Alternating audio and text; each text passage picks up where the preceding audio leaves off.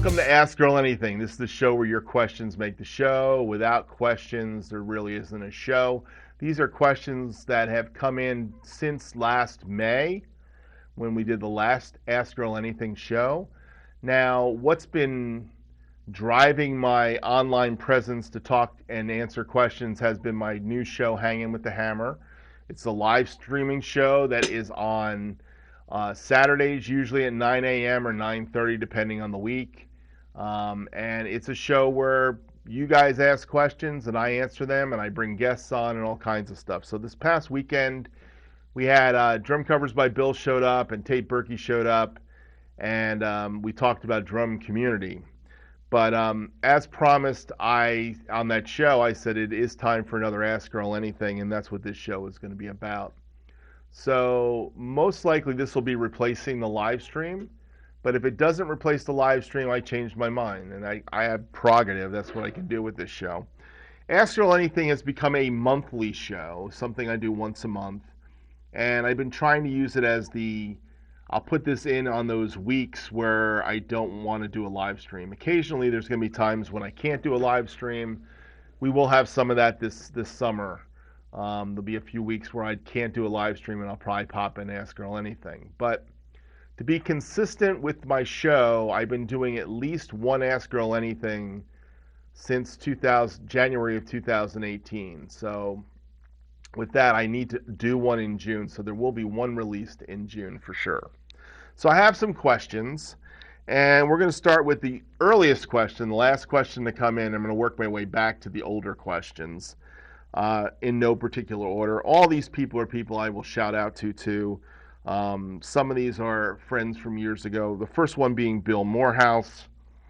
I hope the microphone's working the way it's supposed to. This is some new microphone, and I was hoping that would work really well, but I'm not so sure it's doing what it's supposed to do. It seems to move pretty good. So hopefully the sound's better. This is a wireless microphone, and I'm trying it out. We're going to see how it works. So the first question comes from Bill Morehouse, and he said, what are some good snare drums to use for rock music? So with that question, I basically want to answer that question by giving you the standard answer of what's a great snare drum for rock music. And it happens to be a snare drum that I'd like to buy but haven't bought yet. And that is a 6.5 by 14 Black Beauty Ludwig Superphonic. So the 402 model, they call it. Now I have on this kit today my 400 Black Beauty model. So it is a Black Beauty. It is a brass shell. It does have the black coating on it. And it is the 5 by 14 model, which is the other rock snare drum that everybody should have. I think everybody should have a metal snare drum, 6.5 by 14, and a 5 by 14 metal snare drum. And then you should have a wood snare drum, 5 by 14 and 6.5 by 14. I happen to be blessed to have many snare drums, but I have those two criterias. So my 6.5 by 14 snare drum metal that I use mostly now is a DMR cast aluminum snare drum, which is a great rock snare drum. And again, it's in the vein of the Superphonic, but it's beefed up. And Gretsch has got a 6.5 by 14 rock snare drum that's cast aluminum, and I think it's a great snare drum, the Gretsch cast aluminum snare drums. So I would say that's another choice for getting that rock snare drum sound with a metal drum. But there are so many great snare drums out there today, I don't know what to say. And when it comes to rock snare drums, there are just so many drums you can use for a snare drum. So you're not limited. But I would say the standard in the industry is the Ludwig Black Beauty 6.5 by 14. That is kind of the rock snare drum. It's the John Bonham used an LM402 Ludaloy snare drum, but there is rumor that he had a Black Beauty too, that he used occasionally. That came from Jeff Ogletree, who basically was his drum tech for a while, Bonham's drum tech.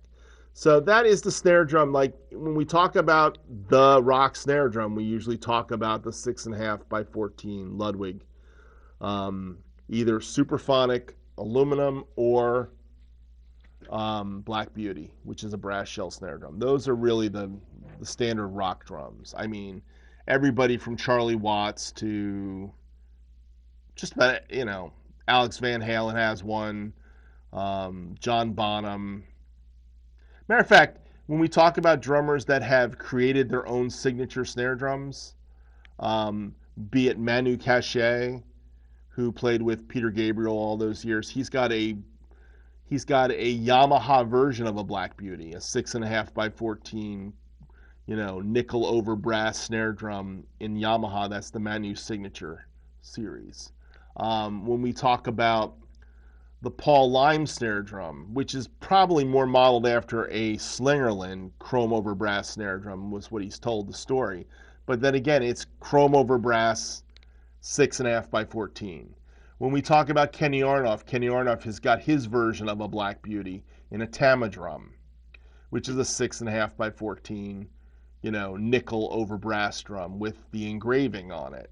When we talk about the Greg Bissonette snare drum that is made from him by Dixon, he's got a Black Beauty copy there too, nickel over brass drum. So nickel over brass is kind of that Black Beauty sound, and that's what most guys are looking for. 6.5 by 14 is the standard rock configuration. Now, can you play rock on a 5 by 14? Sure. And there's been thousands of songs cut with a 5 by 14, Ludwig's Superphonic. That's probably that and the 6.5. The Ludwig Superphonic LM 402 or 400 are the most common snare drums used for recording today. Now, there's a bazillion other snare drums out there. Radio Kings, Noble Cooleys, Craviatos. There's so many snare drums. I mean, you just can get lost, but that's the standard. So that's the answer, I would say, Bill, is the Ludwig Black Beauty. All right, my next question comes from Eddie Burkett. He's new to my channel, and it was on Fancy Colors. And he said, what DAW software are you happy with? And he said, is it Logic? And the answer to the question is, if you read my descriptions on my videos, you will see that I am doing all of my videos, drum covers, through a Presonus 24 by 4 by 2 board, Firewire into my Mac computer running Logic. That's what I use, Logic 10. I think Logic is a great program for anybody that uses a Mac. I'll say it that way. I think it's worth the money. It works really well with Mac. Mac created it to work very seamlessly with the other program I use, which is Final Cut. It's very easy to use with that. It's very easy to use with iPads and to control it. That's why I have an iPad controller over here I use for controlling my transport for the DAW. Logic is just a great program. Is it the best program? Probably not the best. I'm not sure Pro Tools is the best either, by the way. Are there programs that are there 1,000 comparable programs? Well, there's probably 10 comparable programs. The Presonus Studio One's a great program. Reaper's a great program from what I hear. I just never use Reaper. I used to use Digital Performer. Pro Tools is just the standard. So if you have Pro Tools, it's great.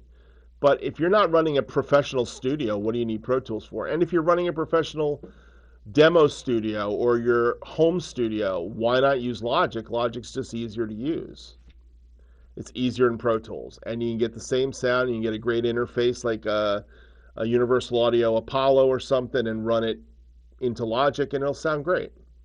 Digital audio is digital audio. It's the plugins and other things you add to it that make the sound. So, yeah, Logic is the way to go for me, and I've been using Logic now for, 14 years, I guess, probably. I think I got it in 2008. So it's been a long time. I started with Logic 8. So I've been a Logic user for quite some time now.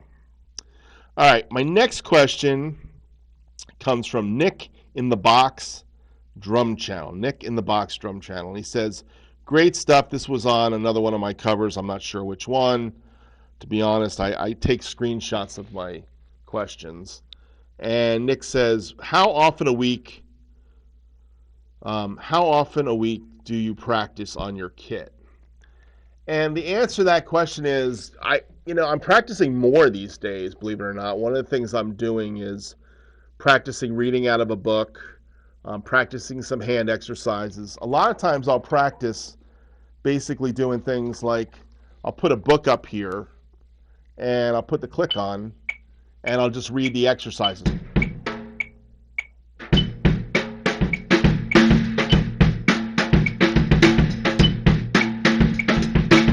So I'll have a book here to read, and I'll run the headphone. I'll run the metronome like that live, and I'll just try to lock in with the metronome live like that.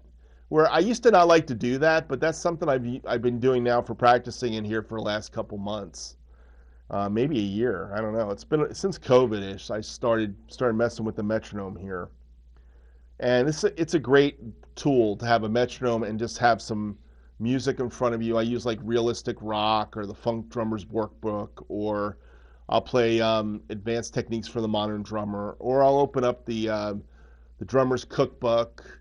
I have a bazillion books. I showed that in one of my last live streams, not this one, but the one before that. I showed some of the books I have. And I'll just pull a book out and I'll turn a metronome on and I'll play. And I can play anywhere from 5 to 10, 15, 20 minutes usually. And sometimes I'll do it like midday, at lunchtime for a little bit. I work from home and my office is right there. It's literally 5 steps to my office from here. So I come in here periodically and sit down and just smack the drums for a minute just to clear my head some days.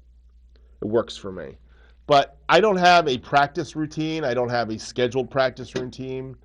And I can't tell you that I practice every day, but I usually touch the drums at least once a day for 2 or 3 minutes. I usually sit down here and just play a pocket groove or something. But I've been finding it more satisfying to sit here and turn the metronome on, put on my ear protection. I practice with ear protection. Very important, so I got that. And then I'll turn the metronome on and I'll lock with the ear protection on.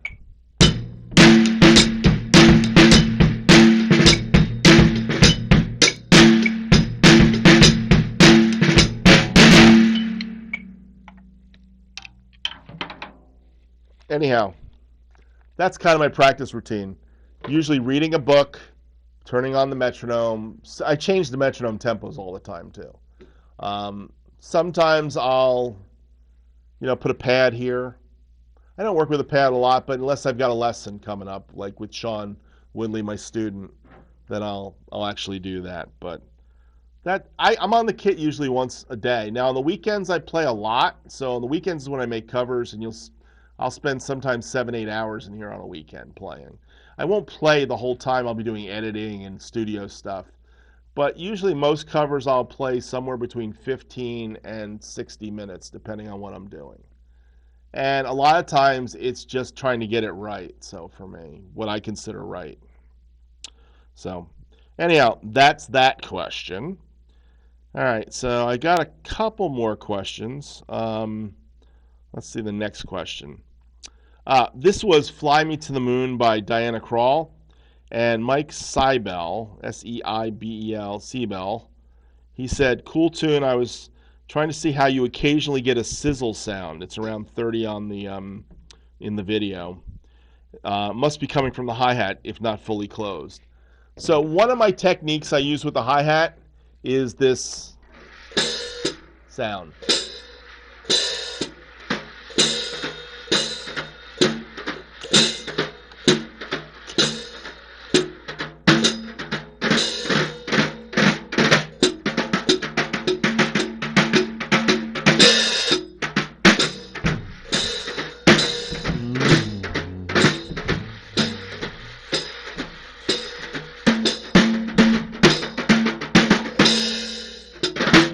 So you are correct, Mike. It's that swishy hi-hat thing. Now, the way you do this is you basically get on the ball of your foot and then you push down with your heel and you kind of slide a little. And it makes a kind of a swish.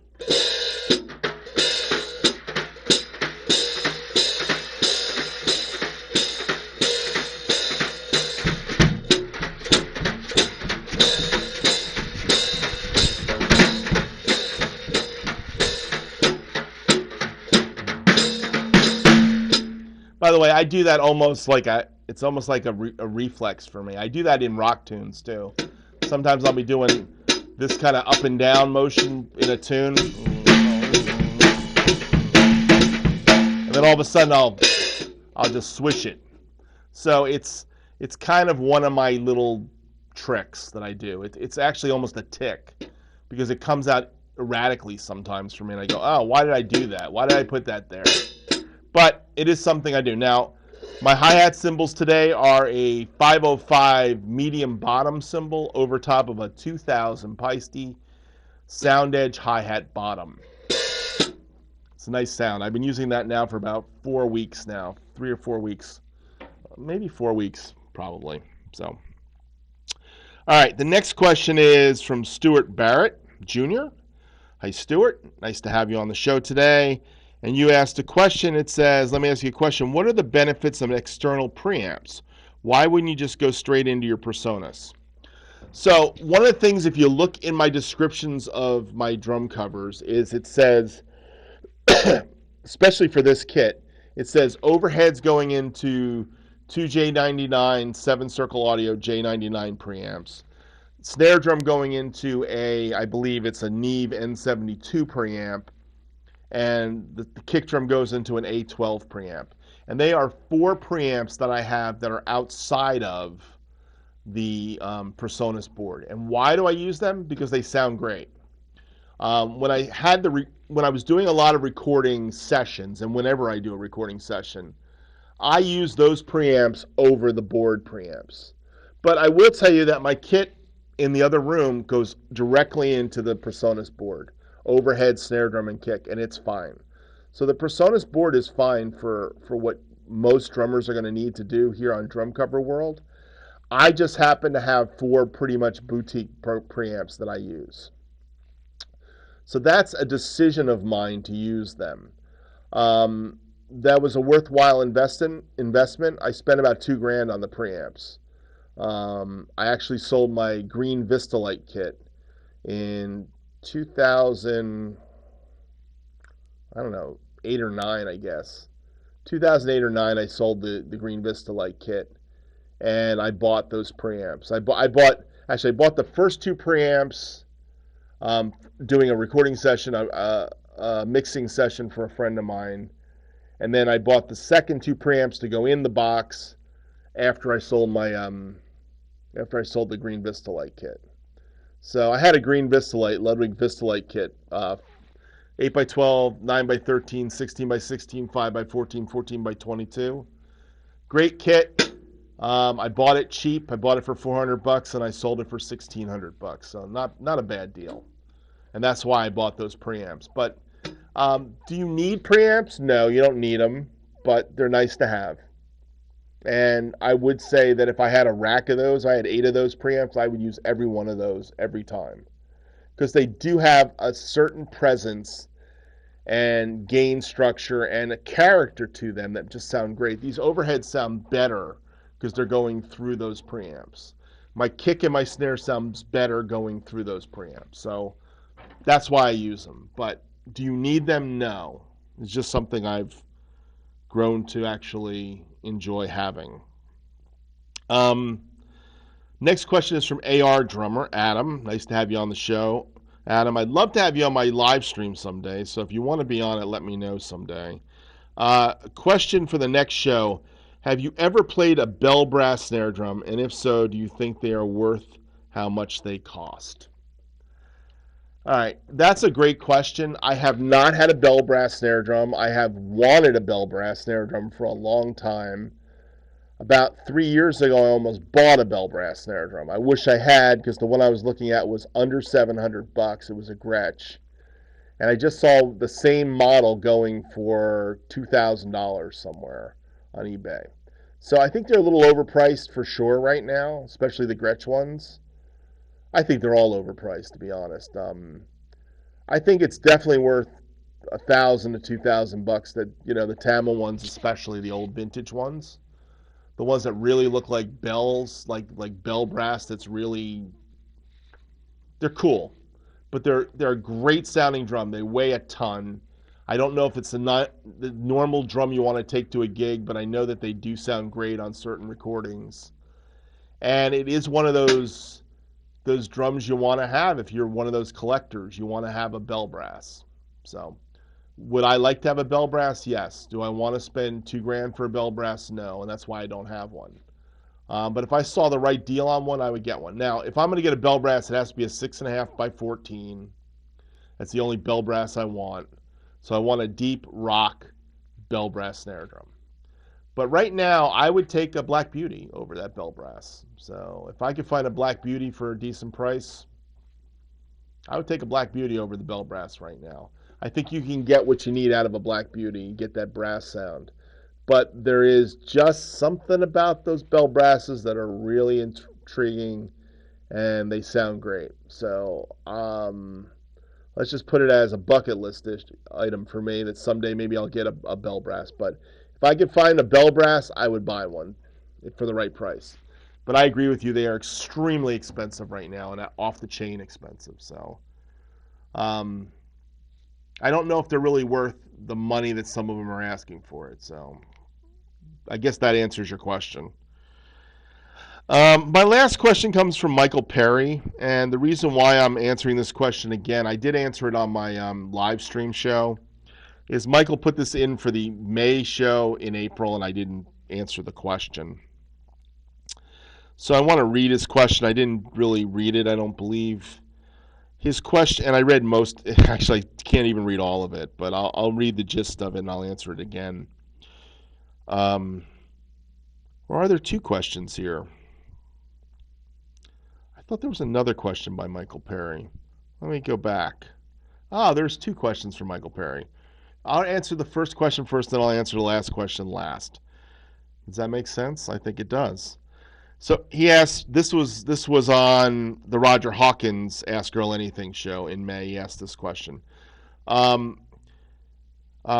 now reaching a point in life where drummers are learning on electronic drums. Some probably have never played real acoustic drums, as hard as that might seem to believe. What would you say to a person that has never played acoustic drums, but has been thinking about it? Is it a different feel? Is there something awesome about the ring of a real cymbal or the boom of a real tom as compared to electronic drums? Thanks. Well, that's like a layup question then, it sounds like to me, Michael. For some reason, my position on acoustic drums is if you can play acoustic drums and you can record them well enough, then play acoustic drums. If you have the space to use acoustic drums, I'd rather have acoustic drums. The reason for that is there's a completely different touch on acoustic drums and cymbals than playing electronics. And I think if you learn on just electronic kits, you don't develop a touch for a real kit. So when you first get called to play on a real kit, I think there's some technique issues you're going to deal with. First off, playing on a pad is not like playing on a snare drum head. So any of you that practice on pads know the difference from playing your rudiments or your stick control stickings or your linear patterns on a pad. It's one thing. When you bring it to the drum kit, it has a different feel, unless it's electronics. Then electronics is probably close to a drum pad feel. So you can articulate certain things off those surfaces that you can't on drum heads if they're tuned to get the sound that you're looking for. I like to tune my heads down lower. My toms, all right, that tom needs a little tuning too.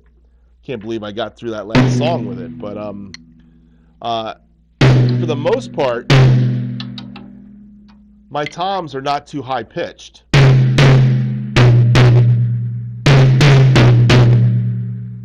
But some guys take a 12 and they tune it up high. When you tune a tom head up high, what happens is you've got a more bounceable surface, more like a pad. That's something you can do with V drums or rubber pad drums. You get a certain bounce off of them. But when you're playing on this low tom to play doubles, you got to work to pull doubles out. And that's why on drums, a lot of times those double patterns, those long roll patterns around, sound sloppy on drums compared to what they would sound like if you executed on an electronic kit. So I think the execution is one problem. The other problem is cymbals don't have the same dynamic range. So you also don't have the same level of dynamics. I mean, if you hit this lightly, it's going to go boof. If you hit, it's going to go boom on an electronic kit. There's no levels of dynamics that you have on a snare drum. I mean, that's just a crescendo up, and it's got 8 different levels of dynamics in there. Plus, if you hit the snare drum in a different place, going across the head, you can hear that that's thinner sounding than dead center.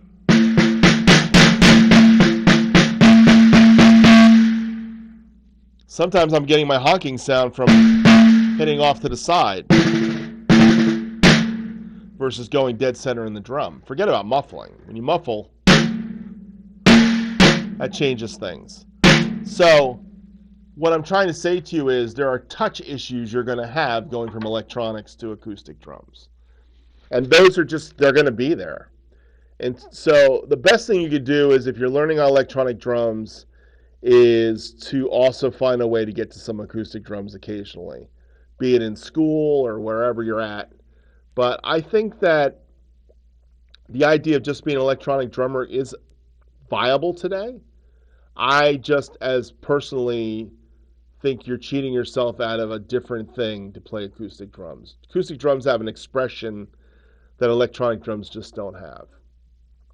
It's the difference of playing a great MIDI keyboard controller, and you can get kind of close to that great Yamaha Grand sound, but when you sit down next to a real great sounding studio Yamaha Grand, there's still some level of difference compared to the MIDI controller controlling the sample.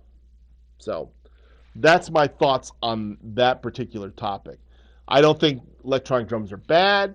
I think they're useful, and someday I may have electronic drums. But for me, they will always be less than playing acoustic drums. So acoustic drums are what I desire to do. So that's just me. So hope that answers that question, Michael. But I think you expected that answer, by the way, because you asked me of it.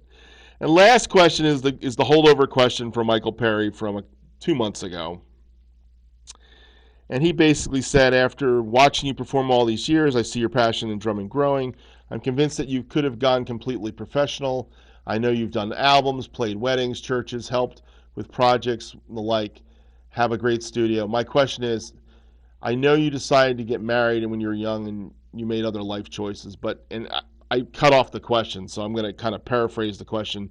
But he basically said, do I have any regrets not going down the professional road with my life and being the drummer I am at 60 years of age? And the answer to that question is, I have no regrets about my musical playing career. I think life's a trade-off.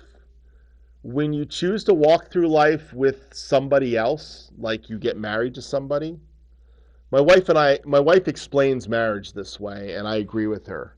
And we've been married 38 years, and I'm more in love today than I was the day I married her, to be honest. Marriage is like this.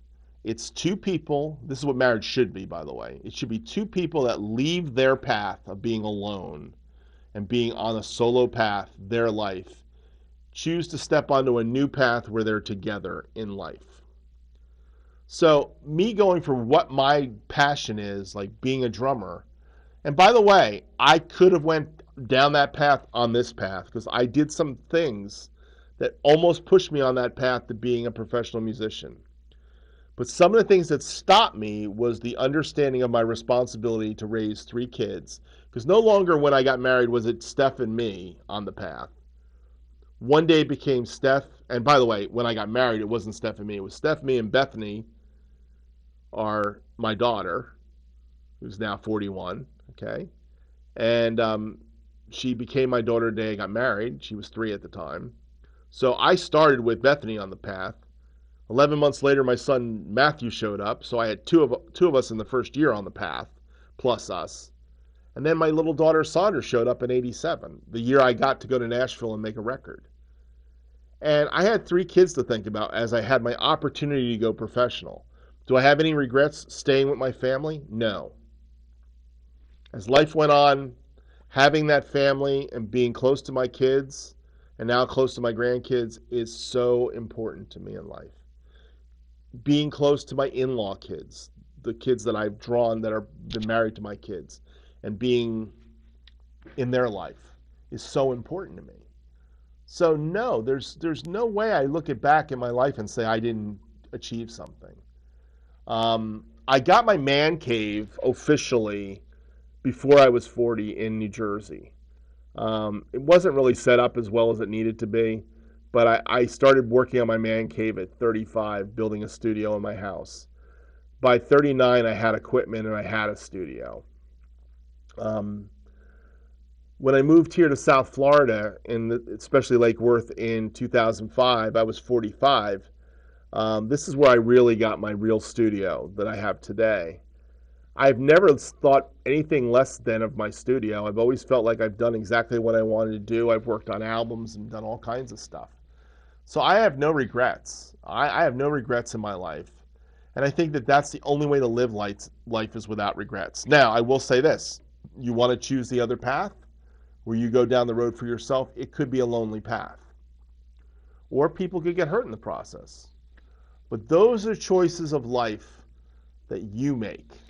And that's the truth about life. Life is you make choices. I have chosen to take the safe path and stay close to family, and I saw the importance of having them in my life. And as you get older, you start to realize you want family in your life. You need family in your life. And so I have no regrets. And I just wanted to make sure I said that loud and clear. I did say that on my Hanging with the Hammer show one day. Anyhow, Michael, thank you for another challenging 2 questions. Thank you, everybody that's asked questions this week. I really hope this mic worked. I really hope you worked, okay? It looks pretty stupid on me, I'll be honest with that. Got in the way of my wonderful shirt. But other than that, everybody, thank you all for being on Watch and Ask Earl Anything and asking questions. Your questions make the show. If I don't have questions on, I have another show. Thank you all for being subscribers. Thank you all for watching my drum covers. Thank all these people that ask these questions are some of my closest friends. Some of them, like Michael Perry. Check out his channel. Check out AR Drummer's channel. Check out Stuart Barrett's channel.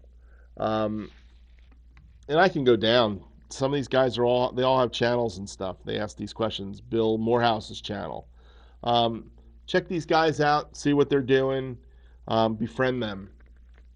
All right. Anyhow, thank you all for watching. I appreciate it. Have a great day. Happy Father's Day, everybody. Take care. Bye.